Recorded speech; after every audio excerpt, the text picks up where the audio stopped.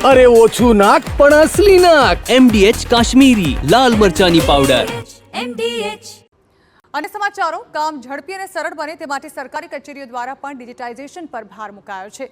અમદાવાદ મહાનગરપાલિકાના સત્તાધીશો પણ ડિજિટલ સેવાનો ઉપયોગ કરી તેમની કામગીરીનો પ્રચાર પ્રસાર કરી રહ્યા છે, પણ હકીકત એ છે કે મનપાનો આ સ્માર્ટ વહીવટ જ તેની કામગીરીની પોલ ખોલી રહ્યો છે।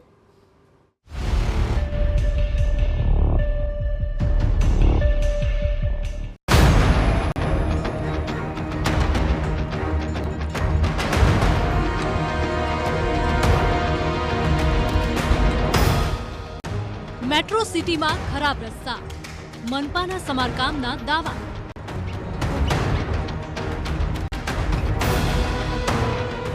વેબસાઇટ પર જ કામગીરીની ખુલી પોલ।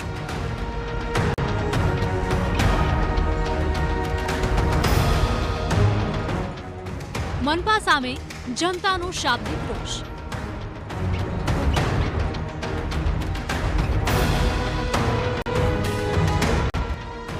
વેબસાઇટ પર 90% કમેન્ટ્સમાં ફરિયાદ જ ફરિયાદ।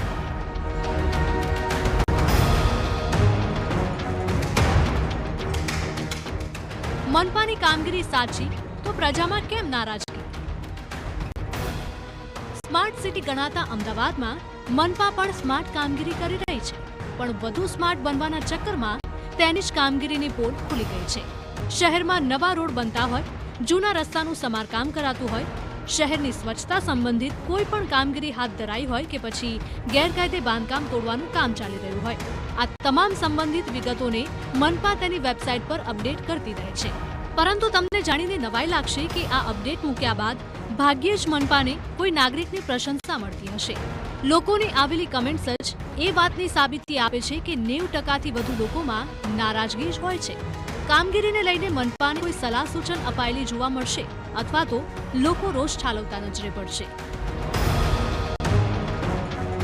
વડાપ્રધાન નરેન્દ્ર મોદી ડિજિટલ ઇન્ડિયાના ભાગરૂપે તમામ સરકારી વિભાગો પણ ડિજિટલ પર વધારે ધ્યાન આપે તે બાબતની ઈચ્છા વ્યક્ત કરી રહ્યા છે, પરંતુ જે રીતે અમદાવાદ મ્યુનિસિપલ કોર્પોરેશનની વાત કરીએ તો સતત તેઓ પોતાની વેબસાઇટ પર, ફેસબુક પર તેમજ સોશિયલ મીડિયાના તમામ પ્લેટફોર્મ પર અલગ અલગ પ્રકારની પોસ્ટ કરે છે, પરંતુ નવાઈની બાબત એ છે કે આ પોસ્ટમાં તેમને 100માંથી માત્ર 4% કદાચ લોકો સારી કોમેન્ટ કરતા હશે, કારણ કે મોટા ભાગના લોકો તેમની કામગીરીથી નારાજ હોય તે પ્રકારની કોમેન્ટ જોવા મળી રહી છે। આખરે આ કોમેન્ટ પરથી કેટલીક લોકોની ફરિયાદો પણ છે।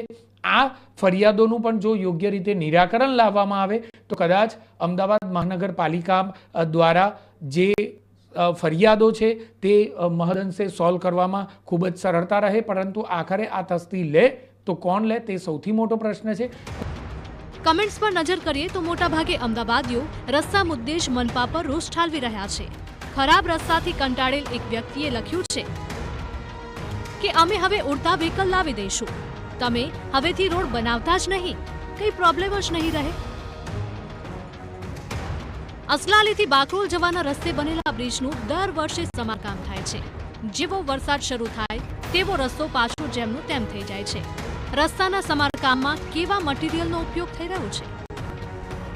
કેટલાકે તો મનપાના અધિકારીઓ પર ભ્રષ્ટાચારના પણ આક્ષેપ લગાવી દીધા છે અને કહ્યું છે કે જે રસ્તાઓને 10 વર્ષે પણ કંઈ ન થવું જોઈએ તે માત્ર એક જ અઠવાડિયામાં તૂટી રહ્યા છે।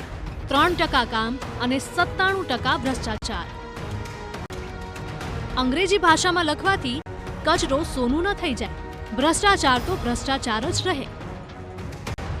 જે રસ્તા પર થીગડા મરાયા છે તેને લઈને પણ અમદાવાદીઓએ આક્રોશ ઠાલવ્યો છે, તો મનપાએ સમારકામ પહેલાના અને સમારકામ પછીના જે ફોટા અપલોડ કર્યા છે તેને લઈને પણ લોકો સવાલ ઉઠાવી રહ્યા છે। એક અમદાવાદીએ મનપાના અધિકારીઓને કટકીખોર કહેતા લખ્યું છે કે આ પ્રકારે ફોટા મૂકીને સાબિત શું કરવા માંગો છો? તમારું કામ પહેલા પણ ખરાબ જ હતું અને પછી પણ આનાથી વધારે ખરાબ હશે। થીગડા મારી બિફોર અને આફ્ટર કરે છે, કઈ સદીમાં ચાલે છે? ફોટા મૂકતા પણ શરમ આવે તેવી વાત છે। ફોટા મૂકવાની કોઈ જરૂર નથી, એ તમારી ફરજ છે।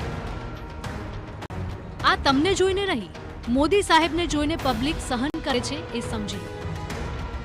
એક વ્યક્તિએ રોષ ઠાલવતા કહ્યું કે ખોખરા, હાટકેશ્વર, ભાઈપુરામાં ખાડા પડેલા રસ્તાઓને વારંવાર રિપેર કરવાની જરૂર પડી રહી છે, પરંતુ પરિસ્થિતિ જેમની તેમ છે.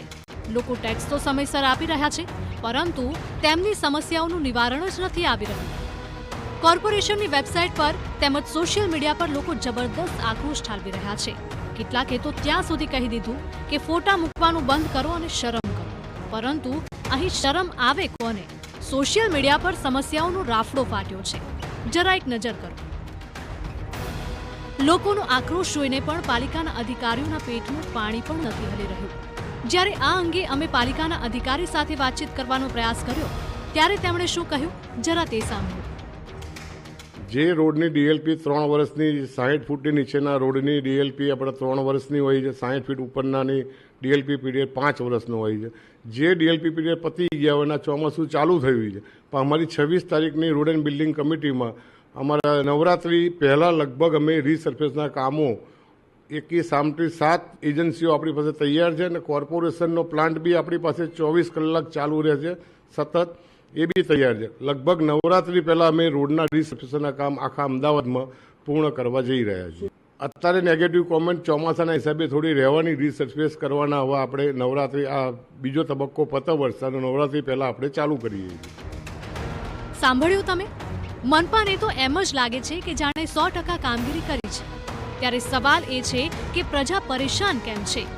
રસ્તાને લઈને જ નહીં, સ્વચ્છતાને લઈને પણ અમદાવાદ મનપાની કામગીરીને લઈને સવાલ ઉઠી રહ્યા છે. એક વ્યક્તિએ લખ્યું છે કે આખા ગામનો કચરો અમદાવાદમાં સ્વચ્છતાનો એવોર્ડ આપ્યો કઈ રીતે?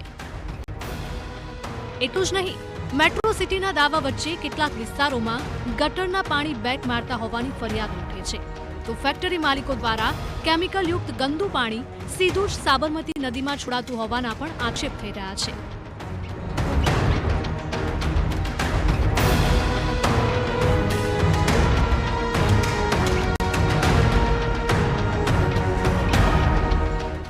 કેટલીક કમેન્ટ્સમાં સ્પષ્ટ ઉલ્લેખ છે કે વારંવાર મનપામાં ફરિયાદો છતાં કોઈ પણ પ્રકારના પગલાં નથી લેવાઈ રહ્યા. મુદ્દો એ છે કે જો કોર્પોરેશન આ ફરિયાદો અને સૂચનો પર ધ્યાન આપે તો કેટલાક પ્રશ્નોનો સરળતાથી નિકાલ થઈ શકે.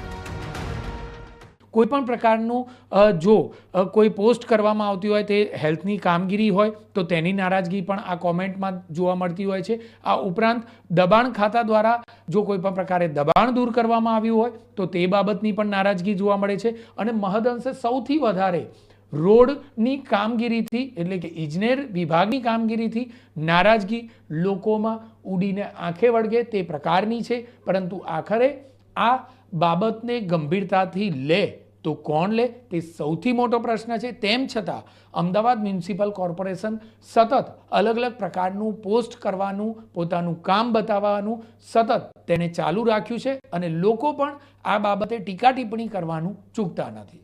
કેમેરામેન નટવર પરમાર સાથે જિગ્નેશ પટેલ, TV9 અમદાવાદ. MDH ચણા મસાલા. હવે છોલા હોય કે ચોળા, સફેદ ચણા હોય કે કાળા ચણા, બધું મજેદાર બનશે. MDH